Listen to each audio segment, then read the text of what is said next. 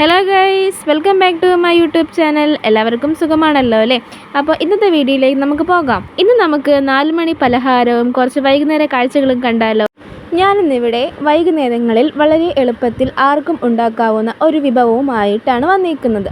അതിനായി ആദ്യം നമുക്ക് ഗ്യാസ് അടുപ്പിൽ ഒരു പാൻ വെച്ച് ശേഷം ചൂടായ പാനിലേക്ക് ആവശ്യമായ സവോളയും അതേപോലെ തന്നെ ഉരുളൻകിഴങ്ങും ചേർത്ത് കൊടുക്കാം. ഇതിലേക്ക് ആവശ്യമായ ഉപ്പ് ചേർക്കാം. നന്നായി വഴറ്റി കഴിഞ്ഞാൽ നമുക്ക് ഇതിലേക്ക് ആവശ്യമായ മഞ്ഞൾപ്പൊടി, മുളക് പൊടി, ചിക്കൻ മസാല എന്നീ 3 പൊടികൾ മാത്രമേ എടുക്കുന്നുള്ളൂ. ഇവ ചേർത്ത് കൊടുത്ത് നന്നായി ഇളക്കാം. ഇളക്കിയ ശേഷം അല്പം വെള്ളം ഒഴിച്ച് വേവിച്ചെടുക്കാം. അപ്പോൾ ഇത് ഇവിടെ വേവട്ടെ, നമുക്ക് അടുത്ത ജോലിയിലേക്ക് പോകാം. അതിനായി ഞങ്ങൾ ആദ്യം തന്നെ നേരെ പറമ്പിലേക്ക് പോയി.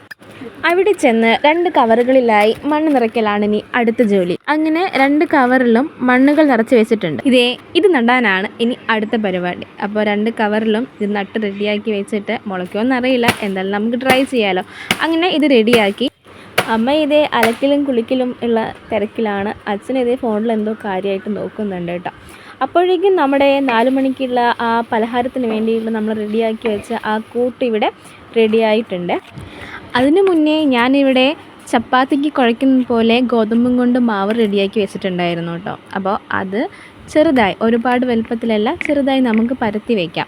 ഈ പരത്തിയ ഈ മാവിലേക്ക് നമ്മൾ റെഡിയാക്കിയ ഈ ഉള്ളിയുടെയും കിഴങ്ങിൻ്റെയും കൂട്ട് മസാല നമുക്ക് വെച്ച് കൊടുത്ത് നമുക്ക് ബോളുകൾ പോലെ ഉരുട്ടിയെടുക്കാം. എന്നിട്ട് നമുക്കിത് ആവിയിൽ വേവിച്ചെടുക്കാം. ഇതിവിടെ വേവുന്ന നേരം നമുക്ക് പോയി കുളിച്ച് ഫ്രഷായി വരാം. അങ്ങനെ കുളിച്ച് ഫ്രഷായി വന്നോ. അങ്ങനെ നമ്മൾ കുളിച്ച് റെഡിയായി വന്നപ്പോഴേക്കും നമ്മുടെ 4 മണി പലഹാരം ഇവിടെ റെഡിയായിട്ടുണ്ട് കേട്ടോ. അപ്പോൾ എല്ലാവരും മസ്റ്റായി ട്രൈ ചെയ്യേണ്ട, വളരെ എളുപ്പത്തിൽ നമുക്ക് ഉണ്ടാക്കാൻ കഴിയുന്ന ചെറിയൊരു വിഭവമാണ് ഇന്നത്തെ നമ്മുടെ സ്പെഷ്യൽ.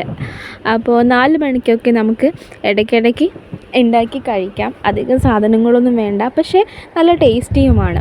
അപ്പോൾ കഴിച്ച് നോക്കുന്ന തിരക്കിലാണ് അച്ചുമോളും ഇവിടെ. ആദ്യം ഒരെണ്ണം എടുത്ത് എനിക്കിത് വേണ്ട, അത് കഴിഞ്ഞ് മറ്റേത് മതി എന്ന് പറഞ്ഞ് അടുത്തത് എടുത്ത് കഴിക്കുന്ന തിരക്കിലാണ് അവൾ. അങ്ങനെ ചായ കുടിയും കഴിഞ്ഞ് ഈവനിങ് ആയപ്പോൾ നമുക്ക് ആ കാണുന്ന പാറപ്പുറത്ത് കയറിയിരിക്കാൻ വിചാരിച്ചു. അങ്ങനെ അവിടെ ചെന്ന് ചൂടുകാറ്റും കൊണ്ടിരിക്കാൻ ഒരു പ്രത്യേക ഫീലാണ് കേട്ടോ. അങ്ങനെ അവിടെ ഇരിക്കുമ്പോഴാണ് അപ്പുറത്തെ പാറക്കൂട്ടത്തിൽ ആരൊക്കെ അവിടെ ഇരുന്ന് പിള്ളേരൊക്കെ കളിക്കുന്നു. പിന്നെ അവിടെ ഇരുന്ന് വർത്താനം പറഞ്ഞിരിക്കുമ്പോഴാണ് ഒരു ആൻറ്റി ഒരു കൊച്ചിനെയും കൊണ്ട് വരുന്നത്. അവർ വെള്ളത്തിനാണ് കേട്ടോ വരുന്നത്.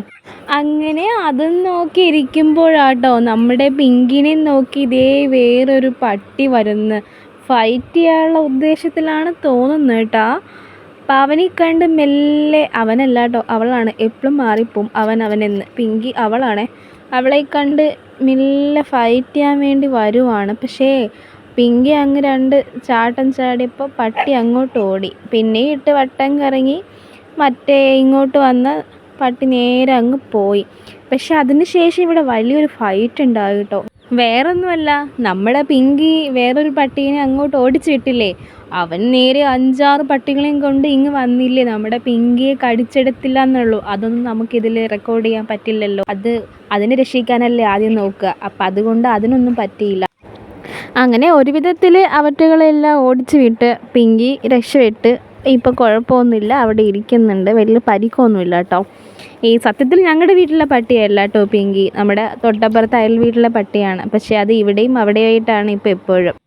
പിന്നീട് പതിവ് പോലെ ഫോട്ടോയും വീഡിയോയും എടുത്ത് പിന്നെ ഞങ്ങൾ അങ്ങ് വീട്ടിൽ പോയി. അപ്പോൾ ഇന്നത്തെ വീഡിയോ അത്രയേ ഉള്ളൂ. പുതിയ വീഡിയോയുമായി കാണുന്നവരെ എല്ലാവർക്കും ബൈ ബൈ.